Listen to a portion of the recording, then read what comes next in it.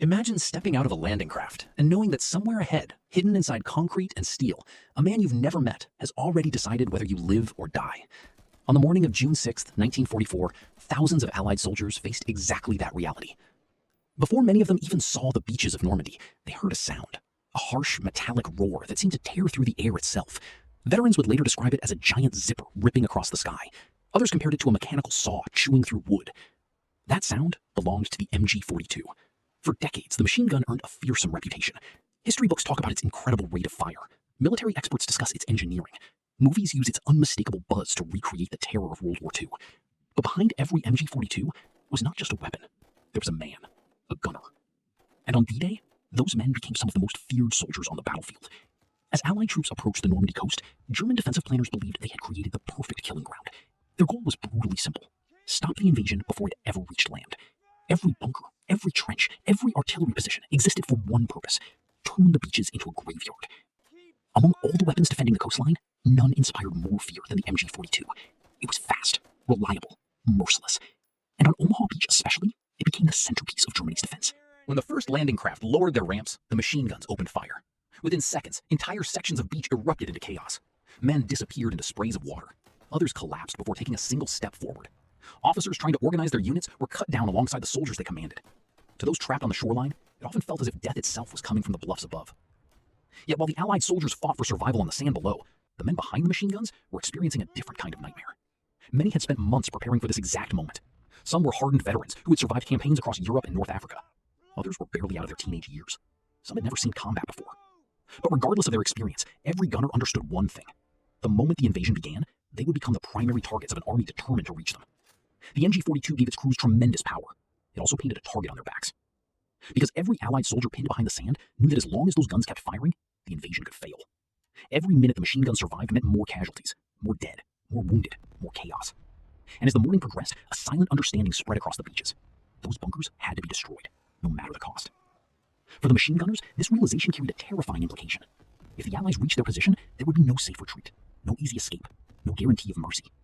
The same weapon that made them feared across Europe had transformed them into the most hated men on the battlefield. And before the day was over, many would discover exactly what happened when thousands of desperate soldiers finally reached the source of the gunfire that had slaughtered so many of their friends. What followed was far more complicated and far more disturbing than most people realize. Inside each fortified position, crews prepared for exactly the scenario they expected. Ammunition belts were stacked nearby. Spare barrels waited within arm's reach. Range markers had already been calculated months earlier. Many gunners knew the exact distances to landmarks scattered across the shoreline. The beaches were not unfamiliar terrain. They had rehearsed these firing positions repeatedly. Every approach route had been studied. Every likely target area had been measured. Many Allied soldiers believed they were charging into combat. The German machine gunners often felt as if they were stepping into a firing exercise they had practiced countless times before. Yet, appearances could be deceiving. Despite the strength of the defenses, many of the men assigned to them were far from elite soldiers. By 1944, Germany's manpower shortages were becoming severe. Some bunker crews consisted of experienced veterans, but others included young replacements with limited training. Some defensive positions contained conscripts from occupied territories. Others were filled by soldiers recovering from wounds, or troops considered unsuitable for frontline offensive operations. Their equipment was formidable. Their circumstances were not. Many had spent months waiting, months listening to rumors, months wondering where the invasion would come. Every false alarm raised tension. Every aircraft overhead sparked speculation.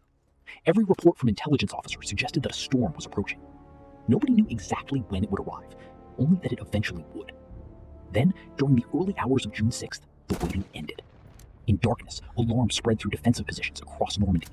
Telephone lines buzzed with reports. Observation posts spotted unusual activity offshore. Messages began arriving from neighboring sectors. Paratroopers had been reported inland. Aircraft filled the skies. Something enormous was happening. Men who had spent years preparing suddenly found themselves racing toward their combat positions. Inside bunkers, machine gun crews loaded ammunition belts. Spotters checked firing sectors. Officers relayed orders. Outside, dawn slowly revealed a sight so immense that many defenders struggled to believe what they were seeing. The horizon seemed covered with ships, hundreds of them. Behind those ships came thousands upon thousands of soldiers. Landing craft stretched across the water in every direction. For some German defenders, it looked less like an invasion and more like an entire continent moving toward them. One machine gunner would later describe the scene as unreal. Another compared it to watching the ocean itself come alive. At that moment, many MG42 crews felt confident. Their defenses were strong. Their weapons were ready. The beaches below offered little cover, and soon they believed the invaders would be forced to cross every meter of open sand under their guns. What they did not yet know was that both sides were about to enter one of the bloodiest mornings of the entire war. The machine gunners believed they were waiting for targets. In reality, they were about to become targets themselves. Long before the first Allied soldiers stepped onto the beaches of Normandy, the battle had already begun. German engineers spent years transforming the French coastline into one of the most heavily fortified defensive systems in history. Every cliff, every bluff, and every stretch of open sand was studied with ruthless attention to detail. The objective was not simply to defend the coast, it was to create a battlefield where attackers would have almost no chance of survival. Field Marshal Erwin Rommel understood something many German commanders did not. If the Allies established a foothold in France, Germany would eventually lose control of Western Europe. The invasion had to be stopped at the water's edge. Once enemy troops broke through the beaches and pushed inland, Germany's chances would begin to collapse. That belief shaped the defenses that stretched across Normandy. The coastline became a giant trap. Concrete bunkers were embedded into hillsides and cliffs. Observation posts overlooked every likely landing zone. Artillery batteries were positioned to strike ships offshore. Beneath them all sat dozens of fortified strongpoints known as resistance nests. Each one was designed to support the others. If attackers avoided one machine gun, another would catch them from the side. If they found cover from artillery, mortar crews would target the same area. The entire system worked like overlapping gears inside a machine built specifically for killing. Omaha Beach represented the most dangerous example. Unlike some of the other landing zones, Omaha was surrounded by high ground. Steep bluffs overlooked long stretches of exposed sand. German planners recognized the advantage immediately. Just before dawn, the sea was already crowded with men who knew there was a good chance they would never return home. Inside landing craft, soldiers sat shoulder to shoulder in silence. Some checked their weapons for the 10th time. Others stared at the metal floor beneath their boots. Many were seasick from the rough crossing. A few tried to joke, but the laughter never lasted long. Everyone understood what was waiting ahead. The closer they moved toward shore, the louder the bombardment became. Battleships, cruisers, and destroyers unleashed enormous amounts of fire onto the Normandy coastline. Massive shells screamed overhead and exploded against cliffs, bunkers, and defensive positions. Allied planners hoped this bombardment would shatter German defenses before the infantry arrived. From the sea, it looked impossible for anything to survive. Columns of smoke rose into the sky. Explosions rolled across the coastline. Entire sections of the bluffs disappeared behind dust and debris. Many soldiers watching from the landing craft felt reassured. Surely nobody could still be alive in those bunkers. Surely the machine guns had been destroyed. Surely the hardest part of the battle was already over. But war rarely follows the plan drawn on maps. Many bombs missed their intended targets. Some naval shells landed too far inland. Others exploded against reinforced concrete that had been specifically designed to survive heavy bombardment. Inside numerous bunkers, German defenders endured the storm and waited. Shaken, terrified, but alive. As the bombardment lifted, machine gun crews climbed back to their firing positions and peered through observation slits. What they saw stunned them. The invasion fleet seemed endless. Landing craft stretched across the water as far as they could see. Wave after wave of soldiers moved toward the beaches. For a brief moment, many defenders simply watched. Then, the first targets entered range. At Omaha Beach, another problem was already developing for the Americans. Specialized tanks intended to support the infantry were supposed to arrive alongside the first assault waves. These amphibious vehicles would provide firepower. Then came the moment everyone remembered. The ramps dropped. For an instant, nothing happened. Then, the machine guns opened fire. MG42s hidden inside bunkers erupted across the coastline. The distinctive roar echoed over the water.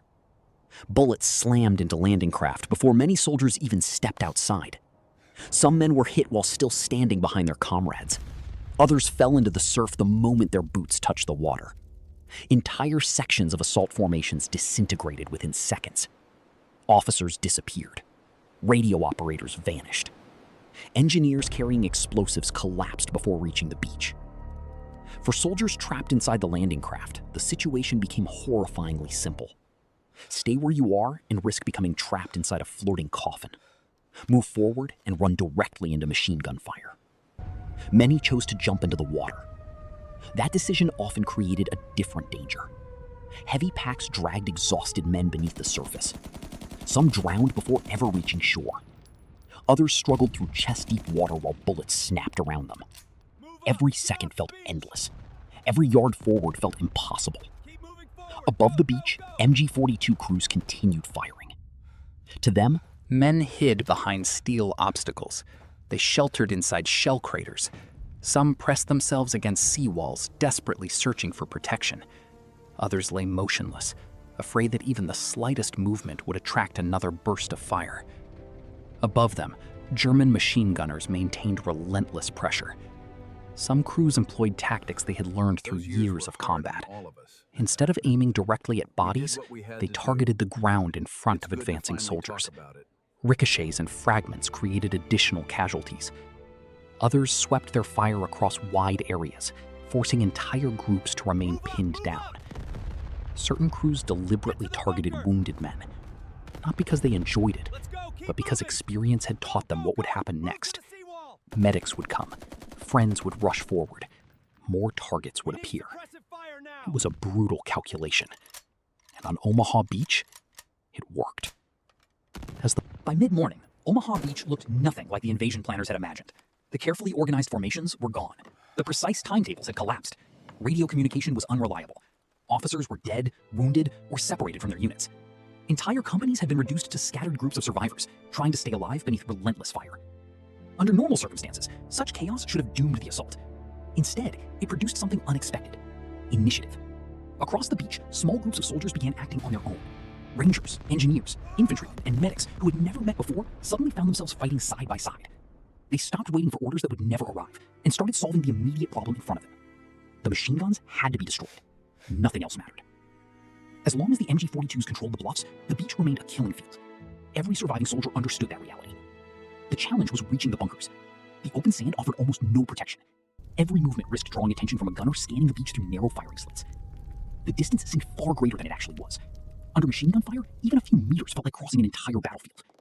Men crawled instead of running. They used shell craters as temporary shelters. They moved behind anti-landing obstacles driven into the sand. Some even used wrecked landing craft as cover. Progress was painfully slow, yet it was progress. Meanwhile, the German machine gunners faced a growing problem of their own. Machine guns are devastating weapons when the enemy is in front of them. They become far less effective when attackers begin appearing from unexpected directions. The MG42 bunkers had been designed primarily to fire toward the sea. Their thick concrete walls protected them from frontal assault, but those same walls created blind spots. If attackers managed to reach the sides or rear of a position, the defenders could suddenly find themselves trapped. Some Allied soldiers began exploiting exactly that weakness. One group would keep a bunker occupied with rifle fire, while another maneuvered around the flank. Engineers carried steep terrain that many defenders believed impossible to scale under combat conditions. The battle gradually changed character. It was no longer a fight between armies. It became a series of violent encounters between small groups of men. Every bunker turned into its own battlefield. One machine gun position might continue firing, while another, only a few hundred yards away, had already been overrun. Smoke and confusion made it difficult for either side to understand what was happening elsewhere. Many German crews kept firing without realizing neighboring positions had fallen. Many Allied soldiers attacked bunkers without knowing whether support was coming. Everything narrowed to immediate survival. At one strong point overlooking Omaha Beach, American troops identified a machine gun position that had been inflicting severe casualties across a large section of shoreline. Getting close required crossing exposed ground under fire.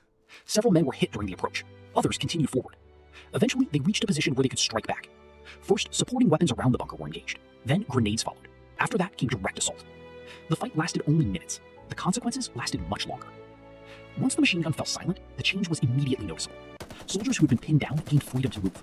Medical teams could reach casualties more easily. Additional assault groups advanced through areas that had previously been impossible to cross.